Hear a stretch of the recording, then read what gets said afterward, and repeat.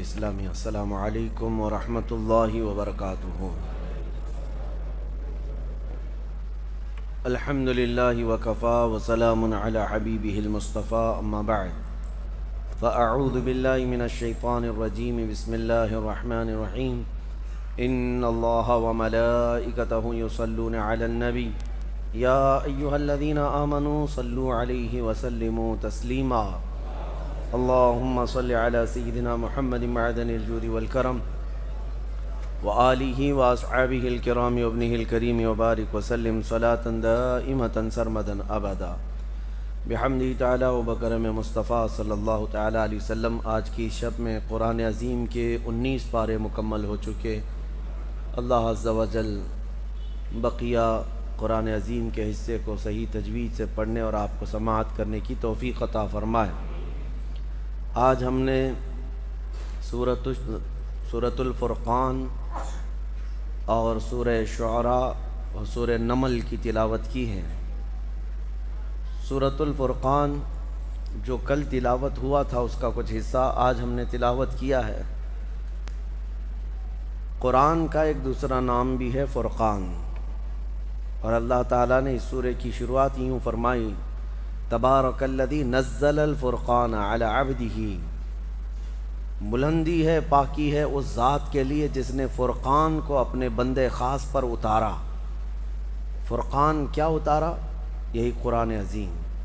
قرآن کا ایک دوسرا نام ہے فرقان۔ جیسے آپ مشہور سنتے بھی رہتے ہیں قرآن مجید فرقان حمید۔ فرقان کا مطلب ہوتا ہے فرق کرنے والا، حق اور باطل کے درمیان تمیز کرنے والا۔ اور اس کا نام فرقان اس آیت میں بھی آیا ہے، شہر رمضان الذی انزل فیہ القرآن ھدی للناس وبینات من الھدی والفرقان۔ یعنی اللہ تعالیٰ نے رمضان کے مہینے میں قرآن کو اتارا۔ رمضان کا وہ مہینہ ہے جس میں قرآن اتارا گیا ہے، کس لیے؟ لوگوں کے لیے ہدایت ہے اور لوگوں کو فرق کرنے والا، حق اور باطل کے درمیان تمیز، امتیاز پیدا کرنے والا، یہ قرآن ہے۔ اور اس میں ایک آیت ہے، اللہ تعالیٰ فرماتا ہے قیامت کے دن کچھ لوگ کہیں گے، یا ویلتا لیتنی لم اتخذ فلانا خلیلا، اے کاش میں فلاں کو دوست نہ بنایا ہوتا تو اچھا ہوتا۔ لقد اضلنی عن الذکر، کہ اس نے مجھے قرآن سے بلکہ ذکر اللہ سے روک دیا تھا، گمراہ کر دیا۔ کچھ لوگ صرف دوستوں کی وجہ سے دوزخ میں جائیں گے، اور اچھے دوست ہوں تو دوستوں کی وجہ سے جنت میں بھی جائیں گے۔ صحبت صالح ترا صالح کنت، صحبت طالع ترا طالع کنت، فارسی میں مشہور ہے۔ اچھے کی صحبت تجھے اچھا بنا دیتی ہے، برے کی صحبت تجھے برا بنا دیتی ہے۔ حضور اکرم صلی اللہ تعالیٰ علیہ وسلم نے بھی ارشاد فرمایا، اچھوں کی صحبت ایسے ہے جیسے کوئی عطر کی دکان میں گیا اور آیا، اگرچہ عطر نہ لگایا ہو لیکن اس کے جسم میں خوشبو آنے لگ جاتی ہے دکان پہ جا کر آنے سے ہی۔ اچھے کی صحبت میں بیٹھنے کے بعد اس کے اخلاق کا اثر آ ہی جاتا ہے۔ اور برے کی صحبت کے متعلق حدیث پاک میں ہے، ایسے ہی ہے جیسے کوئلے کے کان میں گیا، کام نہیں کیا پھر بھی کپڑوں پر کالک لگی جاتی ہے، تو اثر ہو ہی جاتا ہے۔ اسی لیے اپنی صحبتیں دیکھو میرے عزیزو، کس کے ساتھ بیٹھتے ہو، کس کے ساتھ اٹھتے ہو، کس کے ساتھ چلتے پھرتے ہو، کس کے ساتھ تمہارے زندگی کے ایام گزر رہے ہیں، یہ بہت ضروری ہے۔ اور یہ بھی فرمایا گیا کہ انسان اس کے دوستوں سے ہی پہچانا جاتا ہے، اس کے دوستوں سے ہی اس کی کیٹیگری متعین ہوتی ہے، کس کے ساتھ بیٹھتا ہے، کن لوگوں کے ساتھ رہتا ہے، اسی سے اس کا سٹیٹس بھی معلوم پڑتا ہے، اس کا معیار بھی پتہ چلتا ہے۔ چوروں کے ساتھ رہتا ہے، اگرچہ چوری نہیں کرتا لیکن چوروں میں نام اس کا مل جاتا ہے۔ بہت ساری جگہوں پر آپ نے دیکھا ہوگا، نشہ تو نہیں کرتا لیکن جتنے نشیڑی ہیں ان کے ساتھ بیٹھتا اٹھتا ہے، لوگوں کے ذہن میں یہ بات آ جاتی ہے کہ اس کے اندر بھی وہی گر ہیں، وہی گن ہیں، یعنی جو اس کے دوستوں کے عادات و اطوار ہیں شاید اس کے اندر بھی ہوں گے۔ ہزار تم کہتے رہو کہ میں نہیں کرتا، لیکن وہ صحبت تمہاری تمہیں بدنام یہاں جب کرتی ہے تو پھر قیامت کے دن کیا ہوگا؟ اللہ تعالیٰ فرماتا ہے قیامت کے دن کچھ لوگ چیخ رہے ہوں گے، چلا رہے ہوں گے، یا ویلتا لیتنی لم اتخذ فلانا خلیلا، اے کاش میں فلاں کی دوستی نہ کیا ہوتا تو اچھا ہوتا۔ اسی لیے حضرت انس رضی اللہ تعالیٰ عنہ فرماتے ہیں مجھے زندگی میں سب سے زیادہ خوشی حضور کی ایک حدیث کی وجہ سے ہوئی۔ ایک حدیث میں نے سنا تو سب سے زیادہ خوشی ہوئی۔ کون سی؟ نبی کریم صلی اللہ تعالیٰ علیہ وسلم نے ارشاد فرمایا المرء مع من احب، آدمی قیامت کے دن اسی کے ساتھ اٹھایا جاتا ہے جس سے وہ محبت کرتا ہے۔ حضرت انس کہتے ہیں اس حدیث سے مجھے بہت خوشی ہوئی۔ پوچھا کیوں؟ کہا اس لیے کہ میں رسول اللہ سے محبت کرتا ہوں، میں نبی پاک صلی اللہ علیہ وسلم سے محبت کرتا ہوں، اور جو حضور سے محبت کرتا ہے، خلفائے راشدین سے محبت کرتا ہے، اولیاء امت سے محبت کرتا ہے، قیامت کے دن وہ انہی کے ساتھ اٹھایا جائے گا۔ اور باقی جو پردے پر ناچنے والے مجرا کرنے والوں سے محبت کرتا ہے وہ انہی کے ساتھ اٹھایا جائے گا۔ تمہاری کیٹیگری یہاں پر بھی متعین ہو جاتی ہے۔ بہرحال اللہ تعالیٰ اچھی صحبتیں عطا فرمائے۔ اور ایک اسی سورہ فرقان میں اللہ کے بندوں کی صفات اللہ نے بیان کی، وَعِبَادُ الرَّحْمَنِ الَّذِينَ يَمْشُونَ عَلَى الْأَرْضِ هَوْنًا، رحمان کے بندے جب زمین پر چلتے ہیں تو دھیمے انداز میں چلتے ہیں، یعنی اکڑ کر نہیں چلتے۔ رحمان کے بندے، ان کی تعریف میں اللہ نے کئی آیتیں نازل فرمائی۔ کون ہیں یہ؟ عباد الرحمن۔ عباد الرحمن ان کی تعریف میں آیتیں آئی ہیں۔ اور پھر دوسری ان کی صفت یہ ہے وَإِذَا خَاطَبَهُمُ الْجَاهِلُونَ قَالُوا سَلَامًا، جب جاہل لوگ ان سے بات چیت کرتے ہیں یا وہ جاہلوں سے آمنا سامنا ان کا ہوتا ہے تو یہ سلام کر کے گزر جاتے ہیں، جاہلوں سے بحث نہیں کرتے۔ کون؟ اللہ کے نیک بندوں کی صفت یہ ہے۔ جاہلوں سے بحث کرنا یہ اللہ والوں کی شان نہیں ہے۔ اسی لیے میرے عزیزو، آج جتنا بھی افواہوں کا بازار گرم ہوتا ہے اور جس قدر بھی لوگوں کے درمیان چیمی گوئیاں پھیلتی ہیں، یہ جاہلوں کی وجہ سے۔ جاہل ایسے ایسے مسائل پر بات کرنے آتے ہیں، اللہ کی پناہ، الامان والحفیظ۔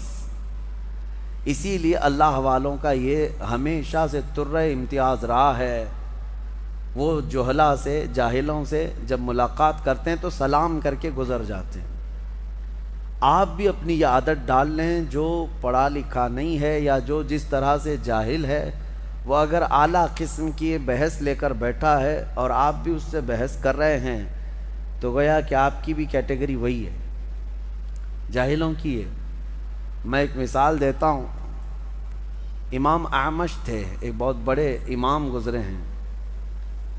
لوگ جو اہل علم تھے وہ آتے تھے اور ان کے پاس سوالات کرتے تھے، اور جب جاہل سوال کرتا ہے، اگر علم حاصل کرنے کے لیے ہو اور شریعت سے ریلیٹڈ ہو تو اچھا ہے، لیکن سوال میں اگر یوں کہے موسیٰ علیہ السلام ناشتے میں کیا کھاتے تھے، تم کو کیا پڑی ہے اس سے؟ امام اعمش سے آ کر کے ایک شخص نے پوچھا کہ سنا ہے مسجد میں جب ہم سجدہ کرتے ہیں مٹی کی زمین ہوتی تھی، پیشانی پہ کنکریاں لگ جاتی ہیں، اور گھر میں جاتے ہیں ہم اسی طرح سے کنکریاں کے ساتھ، تو سنا ہے مسجد کی وہ کنکریاں آ جاتی ہیں لگ کر کے تو وہ چیختی رہتی ہیں، چلاتی رہتی ہیں کہ مجھے مسجد سے کیوں لے کر آیا۔ جیسے اور بھی بہت سارے لوگ یہ کہتے ہیں مدینے کی مٹی لے کر کے آؤ تو وہ روتی ہے، ہاں بہت روتی ہے، اس کا کیا کرنا چاہیے کہ وہاں سے اٹھا کر کے تم لائے اس کی پاکیزہ جگہ سے۔ امام اعمش نے فرمایا، جب اس نے سوال کیا کہ وہ کنکریاں روتی ہیں، چلاتی ہیں، تو اس کا کیا حل ہے، تو آپ نے فرمایا ان کے گلے مضبوطی سے پکڑ لو، وہ ساری کنکریوں کے گردن دبا کے رکھو تاکہ کوئی نہ چلائے۔ تو اس نے کہا بھلا کنکریوں کا کوئی گردن ہوتی ہے، گلا ہوتا ہے؟ تو انہوں نے پوچھا پھر چلاتی کہاں سے ہیں، کہاں سے چلاتی ہیں؟ تو یہ اس طرح کے بہت سارے معاملات۔ اور وہی ایک امام اور گزرے ہیں، ان سے کوئی آ کر ایک جاہل سوال کر رہا ہے، شیطان ابلیس لعین کی بیوی کا نام کیا تھا؟ آپ نے فرمایا میں اس کی شادی میں گیا نہیں تھا۔ تو یہ جاہلوں سے مخاطب ہونا یا مخاطب ہونا دونوں ضرر ہے۔ کبھی کبھار ایسا ہوتا ہے کہ جاہل تمہارے ایمانی درجے کو بھی گرا دے گا، تمہارے ذہن و دماغ میں شک پیدا کر دے گا۔ اسی لیے قرآن میں اللہ فرما رہا ہے رحمان کے بندے جب جاہلوں سے ملاقات کرتے ہیں سلام کر کے گزر جاتے ہیں، یہی بہت چیز ہے ان کے لیے، یہی بڑی چیز ہے، سلام کرو اور گزر جاؤ، زیادہ سے زیادہ خیریت پوچھ لو۔ اور ایک بات میں آپ کو بتاتا ہوں اسی سے ملتی جلتی، کہ جنگل میں ایک مرتبہ جھگڑا ہو گیا تھا، کس کا؟ ایک گدھے کا اور ایک چیتے کا، گدھے کا اور چیتے کا جھگڑا ہو رہا تھا۔ کس بات پر؟ گدھا کہہ رہا تھا گھاس نیلی ہوتی ہے، اور چیتا کہہ رہا تھا نہیں گھاس ہری ہوتی ہے۔ بہت جھگڑا کر رہے تھے۔ گدھے نے کہا نہیں نیلی ہوتی ہے، چیتا کہہ رہا نہیں ہری ہوتی ہے۔ دونوں فیصلہ کرنے کے لیے شیر کے پاس آئے، جنگل کا راجا تھا۔ تو دونوں نے جب یہ مقدمہ رکھا کہ گدھے کی بات یہ ہے، چیتے کی بات یہ ہے، شیر نے کہا گھاس نیلی ہوتی ہے، گھاس نیلی ہوتی، گدھا صحیح کہہ رہا ہے۔ اس کو انعام بھی دیا اور کہا کہ چیتا غلط تھا اور اس کو کوڑے بھی مارے جائیں، 10 کوڑے مارے جائیں۔ تو وہ گھبرایا اور کہا بادشاہ سلامت، میرے حق میں اتنا برا فیصلہ کیوں؟ کہا کہ یہ تیری سزا ہے، گھاس تو ہری ہی ہوتی ہے، گدھے سے بات کیوں کیا؟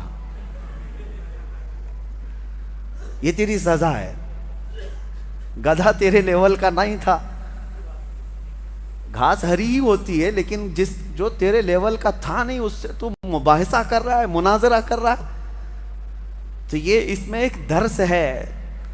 لوگ آج جو نکڑ پہ بیٹھ کر کے مناظرے کر رہے ہیں، ڈیبیٹ کر رہے ہیں، ان کو دلائل چاہیے بخاری شریف سے، مسلم شریف سے، اور وہ بھی بحث کن معاملات میں کرتے ہیں؟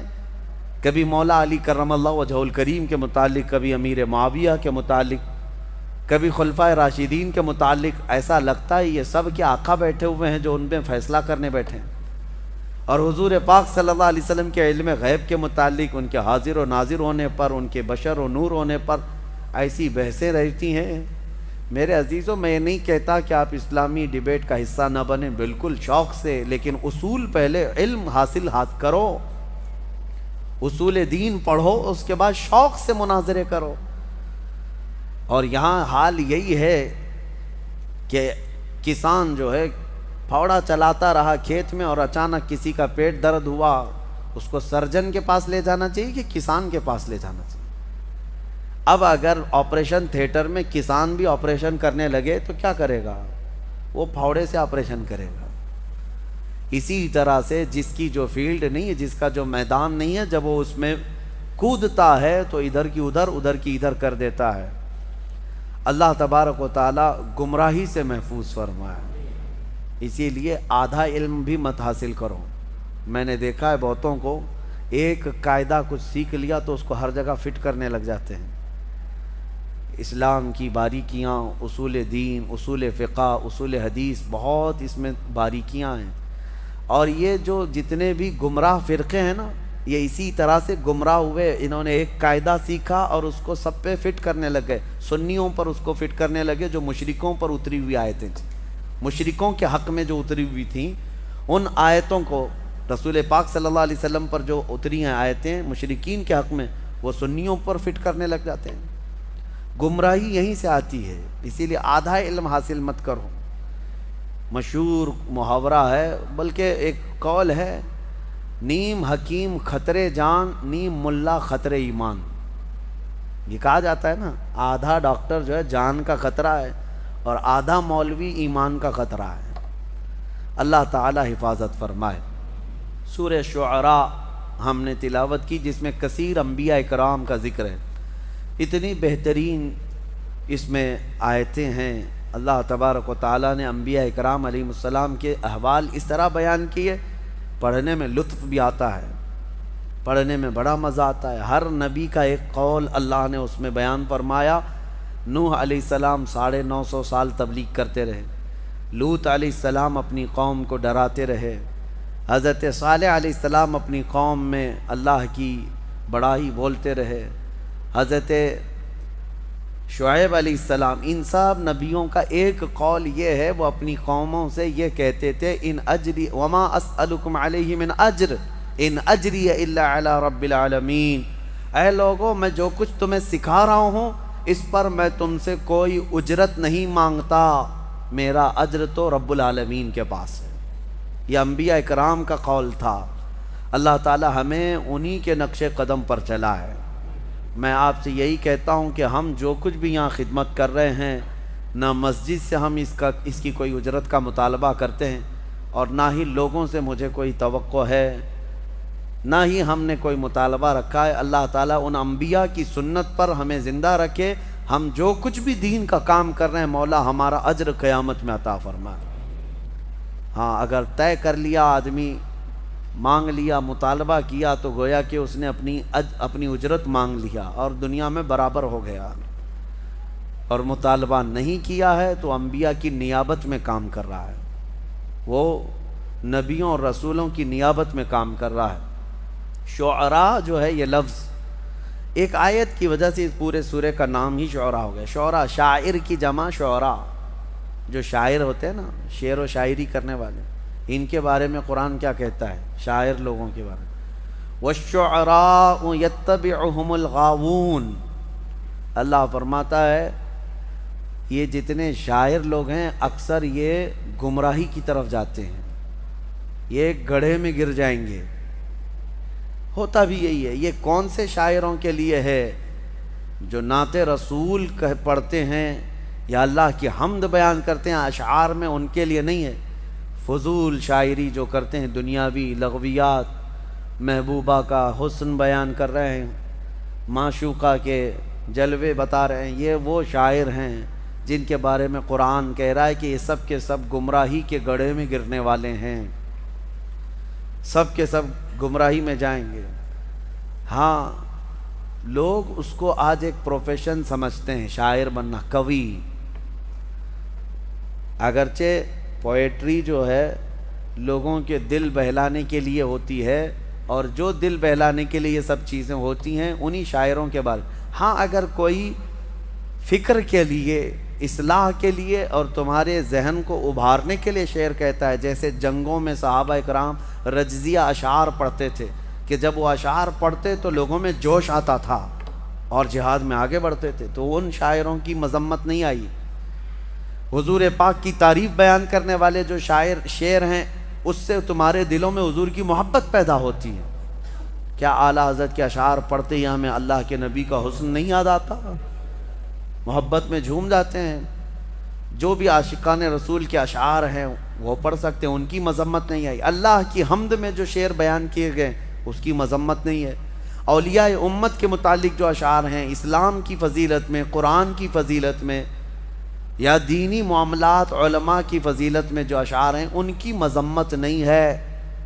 صرف مذمت ان دنیاوی شاعروں کی ہے جو صرف دنیا کمانا چاہتے ہیں۔ یہاں رک کر کے میں ایک تھوڑی سی بات یہ بھی عرض کر دوں میرے عزیزو، اگر کوئی نبی پاک صلی اللہ علیہ وسلم کی نعتوں کو بھی اپنا ذریعہ معاش بنا لیا، یعنی اس کو ایک ایسا دھندا بنا لیا اور جہاں پڑھتا ہے اس کی طلب یہی رہ جاتی ہے کہ مجھ پر نوٹوں کی برسات ہو، تو وہ نعت نہیں پڑھ رہا ہے اور نہ ہی اس کو کوئی اجر ہے، وہ کسی اجر کے لیے نہیں کر رہا ہے، وہ اپنی اجرت وہیں پر حاصل کر رہا ہے جو دنیاوی کاموں میں مشغول ہے۔ اور ایسے پڑھنے والوں سے کبھی عشق رسول بھی نہیں مل پائے گا، کبھی نہیں مل پائے گا۔ اب ہم نے دیکھا ہے ہمارے اس ملک میں بہت سارے شعراء کا حال، تو اللہ کی پناہ، وہ سٹیج ہلا دیتے ہیں، توڑ دیتے ہیں، اور جتنے پیسوں کی برسات آتی جائے اور ان کے بعد جوش بڑھتا چلا جاتا ہے، حال طاری ہوتا ہے۔ اور لوگوں میں بھی ایسا رواج پیدا کر دیا گیا ہے، جو جلسے میں جاتے ہیں وہ نوٹوں کی گڈیاں ساتھ میں لے کے جاتے ہیں۔ پہلے کا ایک رواج تھا، ایک دور تھا کہ جو نبی پاک صلی اللہ علیہ وسلم کی شان بیان کر رہا ہے اس کو نظر پیش کی جاتی تھی، ہدیہ پیش کیا جاتا تھا، ٹھیک ہے، لیکن یہ آج پورا کا پورا یہ دکھاوا ہو گیا اور ایک کھیل تماشا ہونے لگ گیا۔ اور ایک حیرت کی بات میں بتاؤں آپ کو، حیرت کی بات، میں بیٹھا بھی ہوں ایک محفل میں، حضور پاک صلی اللہ علیہ وسلم کی نعت پڑھتا رہا شاعر کافی دیر تک، ماحول ٹھنڈا رہا، نوٹ آ نہیں رہے تھے، ہم بھی بیٹھے ہوئے تھے، ایک پیر صاحب بھی تھے اس مجمع میں، شاعر نے جو ہے ڈائیورٹ کر لیا اپنے رخ کو، اور وہاں سے پیر صاحب کی شان میں اب اشعار پڑھنے لگا، او جوش، ماحول گرم ہو گیا، لوگوں کے نوٹ نکلنے لگ گئے اور اس پر برسانے لگ گئے۔ کس طرح کا مجمع بنایا گیا ہے میرے عزیزو، اس حبیب رب العالمین کی شان میں نعت پڑھنے پر سناٹا ہے، جس کی تعریف میں قرآن رطب اللسان ہے، جس کی تعریف میں تمام کائنات کی اشیاء رطب اللسان ہیں، اس نبی رحمت کی تعریف میں تمہارے کانوں میں سناٹا ہے۔ اور ایک پیر کے متعلق جیسی ہی کہہ دیا گیا، جوش آ گیا۔ یہ شخصیت پرستی کا جو رواج شروع ہوا، اس سے بچا جائے، اس سے بچا جائے۔ میں اس کے سخت مخالف ہوں۔ بات ہو تو رسول رحمت کی بات ہو، مصطفیٰ کریم صلی اللہ علیہ وسلم کی بات ہو۔ میں نے کبھی یہ اپنے لیے پسند نہیں کیا کہ میرے شان میں یا میرے لیے کوئی بڑے القاب یا بڑے اشعار پڑھے جائیں، کبھی نہیں۔ اللہ گواہ ہے اس بات کا۔ ہماری خواہش صرف اتنی ہوتی ہے، ہمارا اپنا نام کس کی وجہ سے ہے؟ وہ رحمت دو عالم صلی اللہ علیہ وسلم کی وجہ سے ہے۔ اگر نبی پاک صلی اللہ علیہ وسلم کی نسبت ہمارے ساتھ نہ ہو تو ہم تو ایک مردہ لاش ہیں، ہماری اپنی کوئی حیثیت نہیں۔ شاعروں کو یہ چاہیے، نعت خواں بنو، نوٹ خواں نہ بنو۔ نعت خواں، اس کی بڑی فضیلت ہے، اس کی قبر بھی ہمیشہ خوشبوؤں سے مہکتی رہتی ہے۔ جو نعت رسول پڑھنے والا ہے، دنیا سے جاتا ہے، اس کی قبر جو ہے خوشبو سے بھر دی جاتی ہے۔ اور جس نے صرف دنیا کی طلب رکھی، پھر اس نے نعتوں کو ایک ذریعہ بنایا اور بیچتا رہا۔ آج بہت سارے ایسے معاملات ہیں۔ ایک شاعر کو، یہی میں نے کافی سال پہلے، 10 سال پہلے، 10-12 سال ہو گئے ہوں گے، بہت پیسے دے کر کے لوگ بلائے تھے، میں بھی تھا جلسے میں۔ نماز کا وقت ہوا، ہم نماز کے لیے کھڑے ہو گئے، لیکن وہ پان کھاتے ہوئے باہر بھاگ گئے، نماز نہیں پڑھی۔ پھر صبح کی بھی نماز نہیں، عشاء کی بھی نماز نہیں۔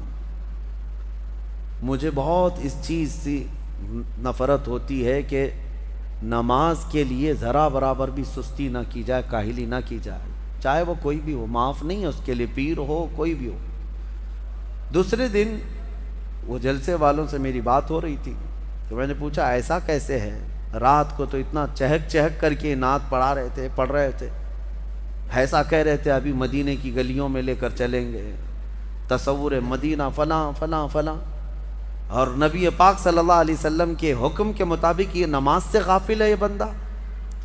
تو جا کر کے کسی نے کہا بھی کہ شاعر صاحب آپ نماز نہیں پڑھ رہے ہیں۔ وہ اس پر اطراح کر کے وہ اور گھمنڈ سے کہتا ہے، دو میں سے ایک کام کرا لو، جلسہ کرا لو یا تو نماز پڑھا لو۔ نعوذ باللہ من ذالک۔ یہ ایک بات پھیلی ہوئی ہے، مشہور بھی ہے۔ اللہ تعالیٰ ایسے ناہنجاروں سے ہماری حفاظت فرمائے۔ اپنی محفلوں کو پاکیزہ رکھو۔ نعت پاک یقیناً سننا چاہیے، عشق رسول بڑھتا ہے، لیکن کوشش یہ کرو کہ وہ نعت خواں جس کے پڑھنے سے نبی پاک صلی اللہ علیہ وسلم کا حسن یاد آ جائے، حضور پاک کی محفلیں یاد آنے لگے اور تمہارے دل میں عشق بڑھتا چلا جائے۔ اور میں ان نعت خوانوں سے کہتا ہوں تم اس کی طلب چھوڑ دو، مال کی طرف مت دیکھو، گنبد خضرا کی طرف دیکھو، اتنا ملے گا کہ تمہاری جھولی تنگ ہو جائے گی، جھولی تنگ ہو جائے گی۔ بڑے بڑے اور بھی نعت خواں ہیں جن سے ہماری ملاقات ہے، الحمدللہ انہوں نے کبھی مطالبہ نہیں کیا، لیکن اللہ کے حبیب کی بات کرتے ہیں تو اتنا انہیں نوازا گیا ہے کہ وہ اب خود دوسروں کو نوازتے ہیں۔ یہ بھی میرے سامنے موجود ہے۔ میں ان سے کہتا ہوں کہ تم طلب مت رکھو، میرے آقا جو دیتے ہیں ان کے دربار سے جو ملتا ہے وہ بہت ہوتا ہے، بہت ہوتا ہے۔ اللہ کریم ہمیں بے نیاز رکھے۔ بس سورہ نمل آخری سورہ جو ہم نے تلاوت کی، چونٹی کے نام سے سورہ ہے، نمل چونٹی کو کہتے ہیں۔ اور ایک واقعہ اس میں ذکر ہوا ہے حضرت سلیمان علیہ السلام کا، کہ اللہ تعالیٰ نے سلیمان علیہ السلام کو ہر جانور، ہر پرندے کی بولی سکھائی تھی۔ وہ اللہ کے نبی سارے پرندوں کی بولیاں جانتے تھے۔ ان کا ایک واقعہ بھی موجود ہے کہ وہ اپنی مجلس جب سجاتے تو سارے پرندوں کو، سارے جانوروں کو حاضر ہونے کا حکم دیتے، سب آ جاتے۔ ایک مرتبہ سب کو حاضر ہونے کا حکم دیا، جنات بھی، انسان بھی، پرند بھی، چرند بھی، جانور بھی، سارے پوری محفل کو دیکھتے ہیں۔ سلیمان علیہ السلام نظر ڈالتے ہیں اور کہتے ہیں اس میں ایک پرندہ غائب ہے جس کا نام ہدہد ہے، کہاں ہے یہ؟ وہ نظر نبی کی نظر ہے، امتی تو سب تھے لیکن جانوروں میں سے ایک پرندہ حاضر نہیں تھا۔ کہتے ہیں کہ مالی لا اری الہدہد، کہاں ہے؟ میں ہدہد کو نہیں دیکھ پا رہا ہوں، کہاں گیا ہے؟ اگر یہ غائب ہے بغیر بتائے، لأعذبنہ عذابا شدیدا، میں اسے سخت ترین سزا دوں گا۔ اگر وہ میرے بغیر بتائے گیا، کلاس سے غیر حاضر ہو رہا ہے بغیر بتائے۔ تو سلیمان علیہ السلام نے جیسے ہی کہا، سبوں نے کہا کہ اے اللہ کے نبی وہ غائب ہے، مجلس میں نہیں ہے۔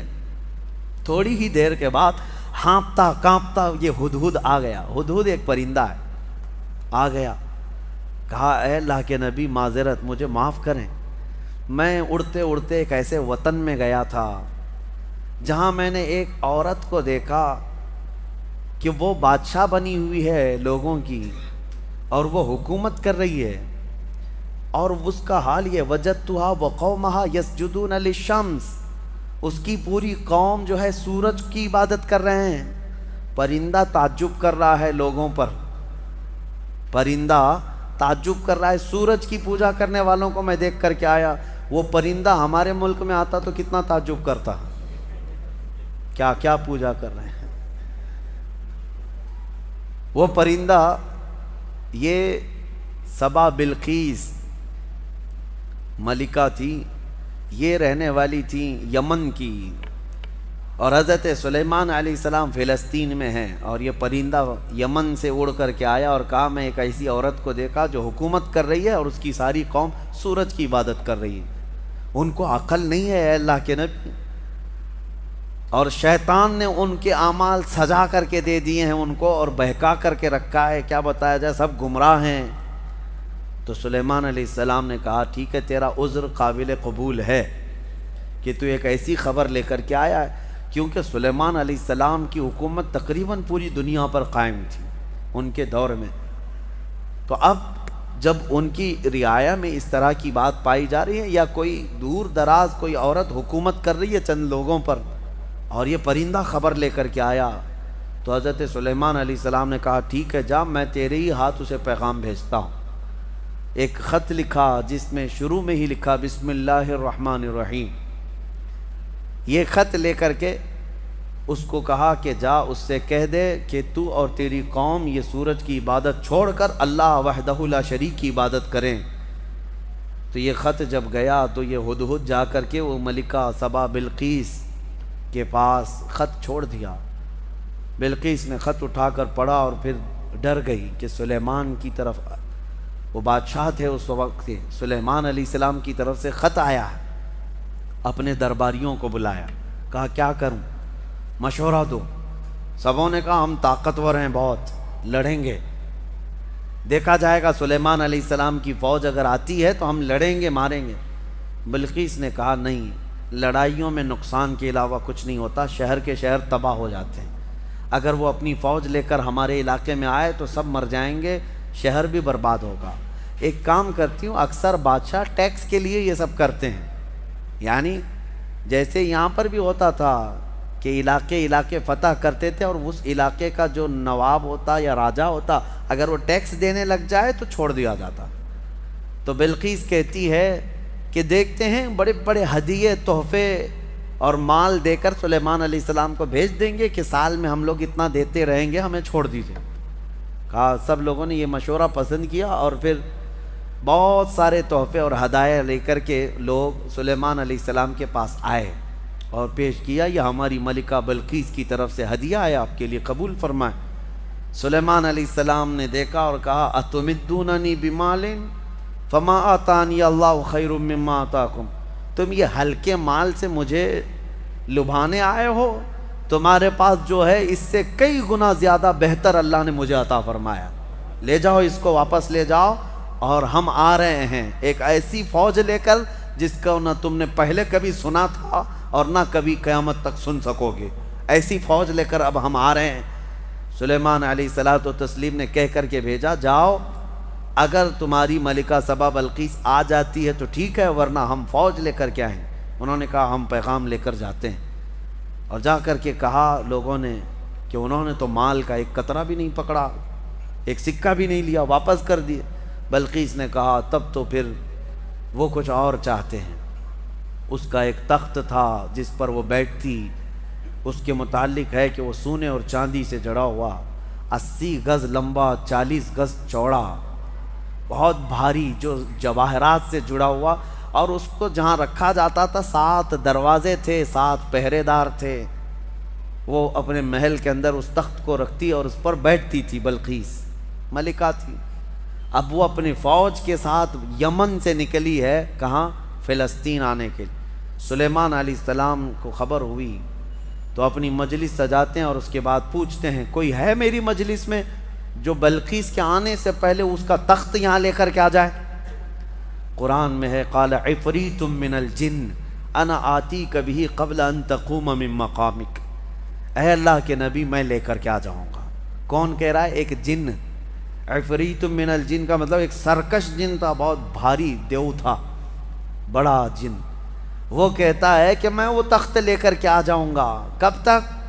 کہتا ہے آپ کی مجلس ختم ہونے سے پہلے لے کے آؤں گا۔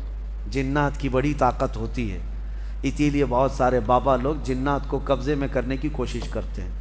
ہاں، کیا کیا عمل کر کر کے موکل حاصل کرنے کے لیے کوشش کرتے ہیں، اور یہ موکل ہوتے کیا ہے میں آپ کو بتاؤں۔ بیچاروں کو یہ خود کو نہیں پتا ان کی خود کی طاقت کتنی ہے، ان سے خود سے جنات بھاگ رہے ہوتے ہیں ڈر کے، آپ سے بھی ڈر کے بھاگتے ہیں جنات، آپ کو پتہ نہیں۔ اور حیرت کی بات یہ ہے کہ تم خود ان سے ڈرے ہوئے بیٹھے ہو، پتہ نہیں کہاں سے جن آ جائے، جن تم سے ڈر رہا ہے، پتہ نہیں انسان کیا کر لے گا، تمہاری طاقت زیادہ ہے۔ تو جن نے جب یہ کہا کہ آپ کی مجلس ختم ہونے سے پہلے میں لے کے آؤں گا، سلیمان علیہ السلام نے کہا اس سے بھی جلدی کوئی لا سکتا ہے؟ قرآن میں ہے قال الذی عنده علم من الکتاب انا آتیک بہ قبل ان یرتد الیک طرفک۔ سلیمان علیہ السلام کی امتیوں میں سے ایک انسان جو اس وقت کے ولی تھے، حضرت آصف بن برخیہ، کھڑے ہوئے، کہا اے اللہ کے نبی میں لے کے آؤں گا۔ کہا کب تک لاؤ گے؟ کہا آپ کی پلک جھپکنے سے پہلے لاؤں گا، آپ کی پلک جھپکنے سے پہلے میں لاؤں گا۔ یہ قرآن کے الفاظ میں بتا رہا ہوں۔ فلما رآہ مستقرا عنده، ابھی سلیمان علیہ السلام بات کمپلیٹ کر رہے تھے، سلیمان علیہ السلام نے گھوم کر کے دیکھا تو وہ تخت لا چکے تھے۔ جا کر کے تھوڑا سا میپ میں چیک کر کے دیکھ لینا فلسطین سے یمن کا ڈسٹینس کتنا ہے، یمن اور فلسطین میں کتنے کلومیٹر کا فاصلہ ہے۔ اور یہ اس زمانے کی بات کر رہا ہوں جب کوئی بھی تیز رفتار راکٹ وغیرہ تو چھوڑو، ایک بس بھی نہیں تھی، ایک کار بھی نہیں تھی۔ اس وقت کوئی سواریاں اگر تھیں تو صرف اونٹ اور گھوڑے تھے، اس کے علاوہ کوئی نہیں، انٹرنیٹ نہیں تھا، موبائل نہیں، اور نہ ہی فاسٹ۔ میاں میں یہ نہیں کہہ رہا کہ ای میل آیا، میں یہ کہہ رہا ہوں پورا تخت آیا، پورا تخت آیا، فزیکلی پکڑ کے دیکھ سکتے ہو، یہ نہیں ہے کہ صرف اس کی تصویر آئی تھی۔ اب میں آپ کو بتاؤں سلیمان علیہ السلام نے جب یہ دیکھا تو کیا کہتے ہیں جانتے ہیں؟ اچھا ایک بات میں آپ کو بتا رہا ہوں، سلیمان علیہ السلام کون ہے؟ اللہ کے نبی ہیں، اور تخت جو لائے وہ کون ہے؟ اللہ کے ولی ہیں، نبی نہیں تھے، وہ ولی تھے۔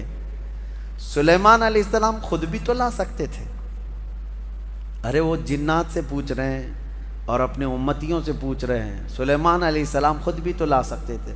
یہ عقل کے اندھوں کو اس میں درس ہے جو نبی کی طاقت پر سوال کرتے ہیں۔ سلیمان علیہ السلام لا ضرور سکتے تھے، لیکن یہ چھوٹا کام ان کے ذہن نہیں دیتا تھا۔ ان کے امت کا ایک چھوٹا آدمی بھی یہ کام کر سکتا تھا۔ لوگ تو آج یہ پوچھتے ہیں کہ نبی کو پیٹھ پیچھے کا علم نہیں، دیوار پیچھے کا علم نہیں، تمہارے باپ کی 70 پشتوں کا بھی علم میرے مصطفیٰ کو ہے۔ نبی پاک صلی اللہ تعالیٰ علیہ وسلم کو ہر شے کا علم اللہ نے عطا کیا ہے، اور طاقت و قوت کا عالم بھی یہی ہے۔ جب ان کے گدا بھر دیتے ہیں شاہان زمانہ کی جھولی، محتاج کا جب یہ عالم ہے تو پھر مختار کا عالم کیا ہوگا؟ محتاج کا جب یہ عالم ہے تو مختار کا عالم کیا ہوگا؟ اور وہ نبی نہیں تھے، ولی تھے، تخت لائے۔ سلیمان علیہ السلام نے اس بات پر کیا کہا؟ ھذا من فضل ربی۔ یہ نہیں کہا دیکھو میری طاقت کتنی ہے، کہا یہ جو کچھ بھی ہوا یہ میرے رب کے فضل سے ہوا، میرے رب کے فضل سے۔ لوگوں ہمیشہ اس بات کو یاد رکھو۔ ہمارے ہاں پہلے رواج تھا، گھروں کے اوپر بھی ایک تختی لکھ کر کے لگائی جاتی تھی، ھذا من فضل ربی ہوتا تھا، گھروں پر یہ لگائے جاتے تھے۔ کیوں؟ گھر میں نے بنایا ہے، محنت سے بنایا، کمایا ہے، چڑھایا ہے، دیواریں چھت ڈالی ہے، لیکن لاسٹ میں یہ جملہ لکھتے تھے یہ سب میری طرف سے نہیں، ھذا من فضل ربی، یہ میرے رب کے فضل سے ہے۔ یہ ہمیشہ مسلمانوں کو یاد رکھنا چاہیے۔ اب اس کے بعد ملکہ بلقیس پتہ نہیں کتنے دنوں کے بعد پہنچی، آئی دربار سلیمان میں۔ جب حاضر ہوئی تو حضرت سلیمان علیہ السلام نے کہا تھا نکروا لہا عرشہا، اس کے تخت کو جو ہے جگہ جگہ سے تھوڑا سا ڈیمیج کر کے رکھو، سوراخ کر کے رکھو۔ تخت اسی کا ہے، بلقیس کا۔ جب وہ آئیں سلیمان علیہ السلام کے پاس تو سلیمان علیہ السلام اس کو تخت کے پاس لے گئے۔ اہٰذا عرشکی، تیرا تخت بھی ایسا ہی ہے جس پر تو بیٹھتی ہے، تیرا تخت بھی ایسا ہی ہے؟ وہ غور سے دیکھتی ہے، قالت کأنہ ہوا، ایسا ہی نہیں یہی ہے، یہ تخت ایسا ہی میرے تخت کی طرح نہیں، یہی ہے میرا تخت۔ اور اس کے بعد جب اس نے طاقت سلیمان کو دیکھا تو کہتی ہیں اسلمت مع سلیمان للہ رب العالمین، میں سلیمان علیہ السلام کے ساتھ رب العالمین اللہ پر ایمان لے آتی ہوں۔ اسلمت کا مطلب ہوتا ہے اسلام لائی، ملکہ بلقیس بھی اسلام لائی، ہاں سبا بلقیس بھی اسلام لائی، یہ لفظ ہے اسلمت۔ انشاءاللہ اس زمانے کی بھی کوئی وکٹوریا ہوگی وہ بھی اسلمت کہے گی، جب طاقت مصطفیٰ کریم صلی اللہ علیہ وسلم کے مظاہرے دیکھے تو وہ اسلمت کہے گی کہ میں اسلام لائی۔ یہ واقعہ سورہ نمل میں موجود ہے۔ اس کے بعد سلیمان علیہ السلام ایک وادی سے گزر رہے تھے، اس وادی میں چونٹیاں بہت زیادہ تھیں، تو ایک چونٹی کہتی ہے جو رانی تھی کہ چونٹیوں جلدی جلدی اپنے سوراخوں میں چلو کہ سلیمان علیہ السلام اور ان کا لشکر آ رہا ہے، اور کہیں وہ بے خبری میں تمہیں روند نہ دیں۔ یہ جملہ جو ہے قرآن میں ہے۔ چونٹی کہتی قالت یا ایھا النمل ادخلوا مساکنکم لا یحطمنکم سلیمان وجنودہ وہم لا یشعرون، سلیمان اور ان کی جو فوج ہے کہیں وہ بے خبری میں تمہیں روند نہ دیں، جلدی جلدی اندر چلو۔ وادی نمل جو ہے نا، یہ چونٹیوں کی وادی، تفسیر میں یہ بتایا گیا ہے کہ ابھی 4.5 کلومیٹر دور تھی، 3 میل یعنی 4.5 کلومیٹر دور سلیمان علیہ السلام ابھی نکلے تھے۔ اسی وقت چونٹی کو پتہ چل گیا کہ اللہ کے نبی اور ان کی فوج، ان کی امت آ رہی ہے، اور جب اس چونٹی نے یہ بات کہی سب دوڑنے لگی اپنے سوراخوں میں۔ تو اب آگے کی آیت سنو، حیرت ہوتی ہے۔ سلیمان علیہ السلام کے بارے میں قرآن کہتا ہے فَتَبَسَّمَ ضَاحِكًا مِّن قَوْلِهَا، چونٹی کی یہ بات سن کر کے حضرت سلیمان علیہ السلام مسکرا پڑے۔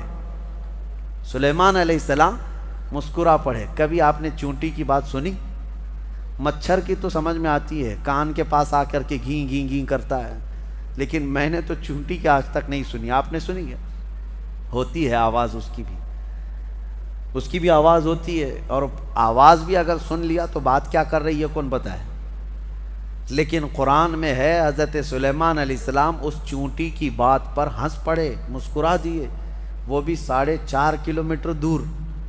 ابھی سلیمان علیہ السلام اس وادی میں پہنچے نہیں اور چونٹی کی بات اتنی دور سے سن لیا۔ میرے عزیزو، وہ بنی اسرائیل کے نبی سلیمان علیہ السلام کے کان ہیں جو چونٹیوں کی آواز کو سنتے ہیں، اور ہم محمد الرسول اللہ کی طاقت کی بات کر رہے ہیں۔ اس یوں ہی بریلی کے امام نے نہیں کہا تھا، دور و نزدیک کے سننے والے وہ کان لالے کرامت پہ لاکھوں سلام۔ قرآن جب کہتا ہے کہ چونٹی کی بولی ہوئی بات اللہ کے نبی سلیمان علیہ السلام سن سکتے ہیں، تو امتی کا پکارا ہوا، امتی کی پکاری ہوئی فریاد مدینے کے تاجدار کیوں نہیں سن سکتے؟ سنیں گے، ضرور سنتے ہیں۔ ہم یہاں سے پکاریں، وہ وہاں سے سنیں، مصطفیٰ کی سماعت پہ لاکھوں سلام۔ یہ اپنے اپنے نصیبے کی بات ہے میرے عزیزو۔ جس کو لگتا ہے نہیں سنتے، جس کو لگتا ہے کہ وہ نہیں سنتے، اللہ کرے کہ وہ یوں ہی جل جل کر کے مر جائے، اس کی دنیا میں بھی کوئی نہ سنے گا اور آخرت میں بھی اس کی کوئی نہ سنے گا۔ اور ہم یہ عقیدہ رکھتے ہیں میرے آقا یہاں بھی سنتے ہیں، وہاں بھی سنتے ہیں۔ اسی لیے حدیث میں ہے کہ جب قیامت کے دن کوئی تمہاری نہیں سن رہا ہوگا، اس وقت میں تمہاری سن رہا ہوں گا، اور حضور اس وقت کہہ رہے ہوں گے انا لہا، آؤ میں تمہاری شفاعت کے لیے ہوں۔ اللہ کریم ہمیں حضور کے جلووں میں زندگی عطا فرمائے، ان کے قدموں میں موت عطا فرمائے۔ وآخر دعوانا ان الحمد للہ رب العالمین۔ السلام علیکم۔